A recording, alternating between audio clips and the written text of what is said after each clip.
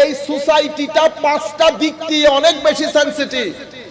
সেই কারণে পাঁচটা জিনিসকে সামনে রেখে বিজ্ঞান, সমাজের যুক্তিকতা, অনেক বৈজ্ঞানিক, অনেক আধুনিক, অনেক মডার্ন, সবকিছুকে সামনে রেখে আমি আমার ব্যক্তিত্ব, আমার বক্তব্য, আমার প্রেজেন্টেশন তিনটাকে সাজাইতে হবে। আমি যদি টয়োটা স্প্রিন্টার 60-এর দশকের এটা চালাই, কেউ দেখবে না এখন টয়োটা স্প্রিন্টারের সময় না, এটা মার্সিডিজ বিএমডব্লিউ এর সময়, অথবা আপনি যদি বলেন টয়োটা রেলিয়নের সময়। এই রিয়ালিটিটা আমাকে বুঝতে হবে। আমার বক্তব্য আমি যখন দিচ্ছি, লাখো কোটি মানুষ এই পানি পান করছে, কেউ যেন আমার এই বক্তব্য শুনে সুন্নিয়ত নিয়ে হাসি ঠাট্টা না করে, কেউ যেন আমার বক্তব্য শুনে ফেড আপ না হয়ে যায়, কেউ যেন আমার বক্তব্যের ধরন দেখে সুন্নিয়তের উপর বিরক্ত না হয়ে যায়।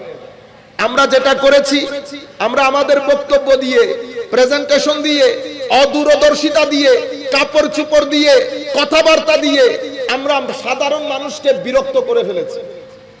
কারণ এটা আমি এখন ঘরে বসে কথা বলছি না, আমি সব ধরনের কথা এখানে বলতে পারবো না, আমাকে মেপে মেপে কথা বলতে হবে। কতগুলা চোখ দেখছেন এখন, কতগুলা চোখ, একটু কথা ইদার উদার হবে, সেই কথা স্বাভাবিকভাবে সবাই তো দেখে। মাহফিলে আপনারা বসেন 100 জন, লক্ষ মানুষ তো অনলাইনের মধ্যে দেখে। ওনারা এখান থেকে কেউ ইনফ্লুয়েন্সড হয়, কেউ কনভিন্সড হয়, কার উপর আপনি ইম্প্যাক্ট করেন, কেউ আবার অনেক বেশি বিরক্তি বোধ করে। বুঝতে পেরেছেন? এটা একটা মিশনের কাজ। এই মিশন যখন আপনি সামনের দিকে নিয়ে যাবেন, আপনাকে সময় সম্পর্কে পরিপূর্ণ ওয়াকিফাল থাকতে হবে। আমাকে দেখে 10-12 জন মানুষ উঠে গেছে, 10-12 জন মানুষ আমার থেকে সেলফি নিয়েছে, এটার মানে এই না আমি বাংলাদেশ জিতে গেছি। বাংলাদেশে 18 কোটি মানুষ। কয় কোটি মানুষ? 18 কোটি মানুষ। আপনারা এটা এই জিনিসগুলা, যেহেতু আহলে সুন্নাত ওয়াল জামাত যুব পরিষদের মাধ্যমে আয়োজিত এই প্রোগ্রাম, আমি সেই কারণে চাচ্ছি যে এই জিনিসগুলা যদি আমাদের বুঝে আসে, তা আমরা অনেক কিছু করতে পারবো। আমাদের ধাঁচ পরিবর্তন করতে হবে, সোজা কথা।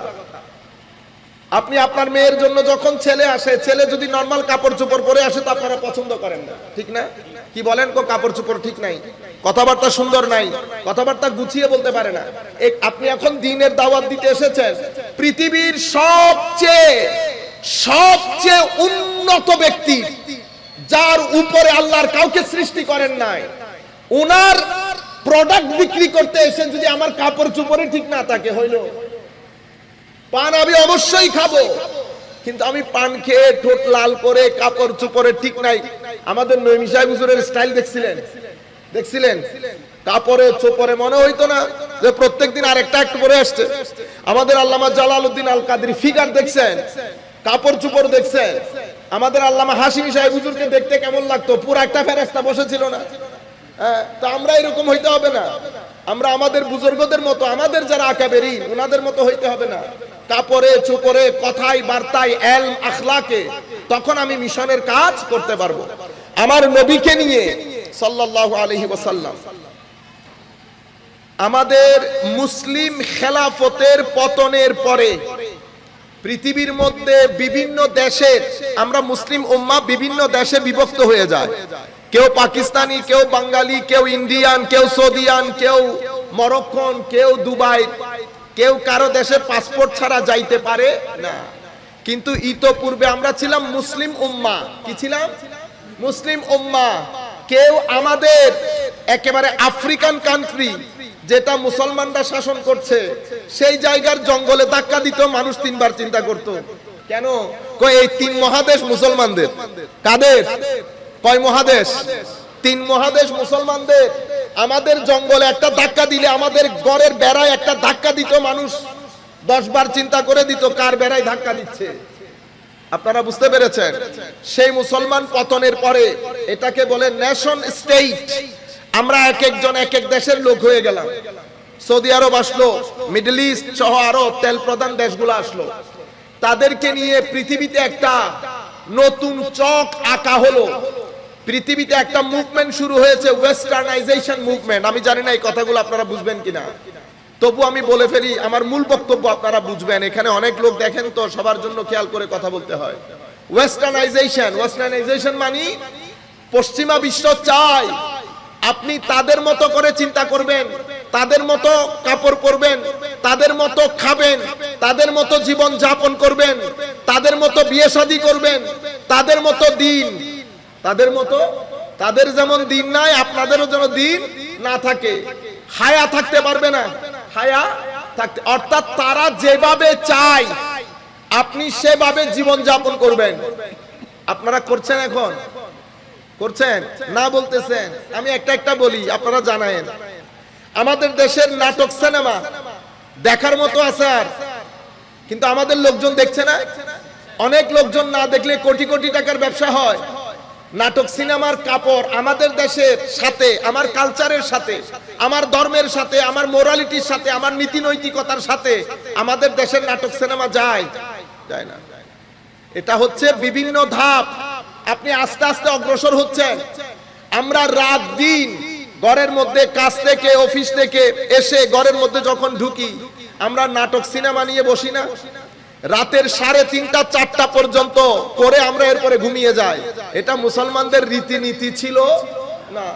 আমাদের ঘরে আগে আমাদের মা বোনরা নামাজ, দোয়া, কোরআনের তিলাওয়াত সবকিছু করতো, এখন আছে নাই। আমরা সকাল বেলায় উঠে মসজিদে গিয়ে কোরআন শরীফ শিখতাম, এখন আছে? মোস্টলি উঠে গেছি, ইল্লা মাশাআল্লাহ, ইল্লা মাশাআল্লাহ। আমরা এখন আর শুটকি দিয়ে তরকারি আমাদের ভালো লাগে না, বার্গার খেতে পছন্দ করি, পিজা খেতে পছন্দ করি। আমাদের গ্রাম থেকে গ্রামান্তরে চিকেন ফ্রাই খেতে পছন্দ করে। কেন? কারণ টিভি সিনেমার মধ্যে সে এগুলাই দেখে, অ্যাডভার্টাইজের মধ্যে সে এগুলাই দেখে। পুরা জাতির একটা মাইন্ডসেট তৈরি হয়েছে, সেই মাইন্ডসেটের মধ্যে জাতি 10% মুসলমান, 90% আমেরিকান। 10% মুসলমান, 90% আমেরিকান।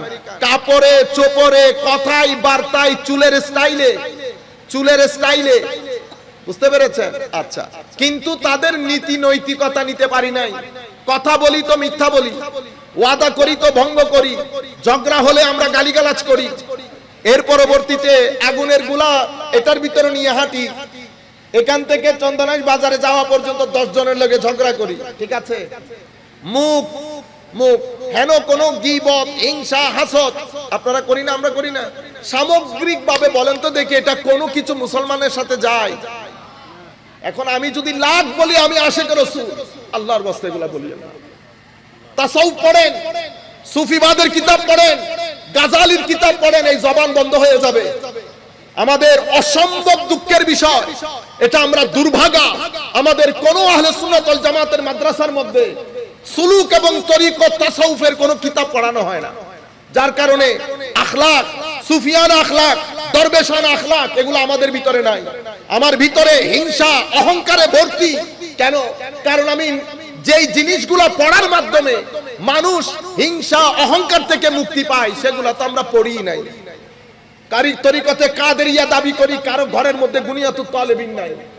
প্রত্যেক মাসে গিয়ে আরবি শরীফ করি, কোন গিয়ে আরবি শরীফের মধ্যে হুজুর গৌসুল আজমের একটা কিতাব আধা ঘন্টার দরজ দেই না। ফতহুর রাব্বানি আছে, ফুতুহুল গায়েব আছে, সিররুল আসরার আছে, আত-তারিক ইলাল্লাহ আছে, এত কিতাব, বিশেষ করে গুনিয়া আছে, এত কিতাব হুজুর গৌসুল আজম লিখে গেছেন। বড় থেকে ছোট এত গিয়ে আরবি শরীফ, কোথাও হুজুর গৌসুল আজমের কোনো তালিমাত নাই। আমরা কি হয়েছে? কাপড়ে চুপড়ে মুসলমান হয়ে গেছি। আমি হয়ে গেছি কাপড়ে চুপড়ে খতিব। কাপড়ে চুপড়ে টাকা থাকলে 2 মিনিটে কিনে ফেলছি না, এ নো কিনে, কিন্তু দিয়ে দেয় একজনে, ইয়া আইসি পর্যন্ত 12 না 13 হই বে জিবাই দিয়ে, বহুত আল্লাহর মেহেরবানি, এতে আর বহুত মহব্বতের মানুষ। তো এটা কিনে ফেলছি। এখন আপনারা দেখতে বুজুর্গের মতো লাগে না? মনে রাখবেন, আপনাদের কাছে বুজুর্গ, আল্লাহ না জানে আল্লাহর খাতার মধ্যে আমার নাম কোন লিস্টের মধ্যে লেখা আছে। বুঝতে পেরেছেন?